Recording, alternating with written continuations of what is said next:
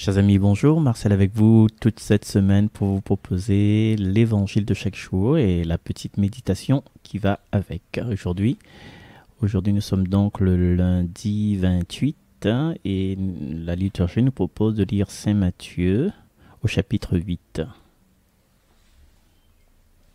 Évangile de Jésus-Christ selon Saint Matthieu. En ce temps-là, comme Jésus était entré à Capharnaüm, un centurion s'approcha de lui et le supplia. « Seigneur, mon serviteur est couché à la maison, paralysé, et il souffre terriblement. » Jésus lui dit, « Je vais aller moi-même le guérir. » Le centurion reprit, « Seigneur, je ne suis pas digne que tu entres sous mon toit, mais dis seulement une parole, et mon serviteur sera guéri. Moi-même, qui suis soumis à une autorité, j'ai des soldats sous mes ordres. À l'un je dis va, et il va. À l'autre je dis viens, et il vient. Et à mon esclave fais ceci, et il le fait. » À ces mots, Jésus fit dans l'admiration, et dit à ceux qui le suivaient, « Amen. Je vous le déclare, chez personne en Israël je n'ai trouvé une telle foi. Aussi je vous dis, beaucoup viendront de l'Orient et de l'Occident, et prendront place avec Abraham, Isaac et Jacob au festin du royaume des cieux. » Acclamons la parole de Dieu. Chers amis, il y a là un petit texte intéressant dans notre monde de brut où ça n'a rien que la dit la fée, où ça n'a rien que bataille, où ça n'a rien que racisme, où ça n'accepte pas la religion de l'autre, où ça nous déchire nous. Parce que, tu vois, Jésus, il est juif, le romain, il n'est pas juif, lui.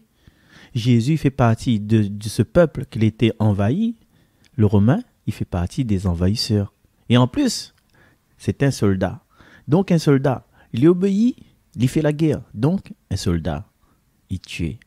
Mais par contre là, soldat là, romain là, il a bien comprendre le peuple, il a bien comprendre les traditions, il a bien comprendre la mentalité où ça les vivent là. Et il reste humain. Et il vient en aide par rapport à ce bon moyen à ce peuple-là. Et dans la pratique même de la religion, la religion, c'est pas son religion à lui. Hein. On dirait sans doute aujourd'hui que une validité romaine là, c'est un bon monde, un bon maman, un gentil personne. Et Jésus voit bien ça. Hein. Il voit aussi la foi simple, la confiance.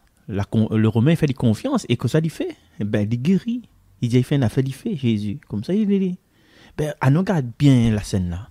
Et en méditant cette scène là, allons apprendre à ne pas mettre tout le monde dans un même panier. Allons apprendre à regarder les hommes avec ce que chacun de nous en a réellement dans le cœur. Et surtout en tant que disciple de Jésus, baptisé, confirmé, baptisé l'estomac, allons apprendre à jamais refuser un aide. Un aide de n'importe quel endroit, ça l'aide là, il sort là. Il peut être l'aide d'un vieux monsieur, il peut être l'aide d'un monde extérieur, il peut être l'aide d'un monde que nous n'sommes pas en relation tout le temps avec. Et surtout, allons apprendre à dépasser le jugement collectif. Ça, aller comme ça, à nous n'est pas pareil, nous. Là. Allons apprendre à dépasser le regard du monde, des autres, même des autorités, des personnes en qui la société y voue un certain respect. Il parle des dirigeants politiques ou des dirigeants religieux ou d'autres dirigeants. Hein. À nous regarder tout ça avec les yeux de Dieu et agir avec le cœur de Dieu. Jésus n'a un même l'amour pour nous tous, chacun de nous. Il aime nous tous, que nous les étrangers, que nous les son famille. Il a le souci de chacun. Et l'évangile là, quand nous voit, nous prend référence aussi à la guérison de la belle-mère de Pierre et la guérison de tout ça qui vient voir lui le soir. Il montre bien, nous voit Jésus, il écoute, Jésus guérit, Jésus il libère. Ben, c'est le Seigneur de la vie même. Et un autre point important que je veux proposer à ça, c'est la guérison y amène à vivre. Le serviteur, il retrouve son service. La belle-mère de Pierre, tu te rappelles que ça, il a fait. Dès que la fièvre l'a partie, il la met à servir.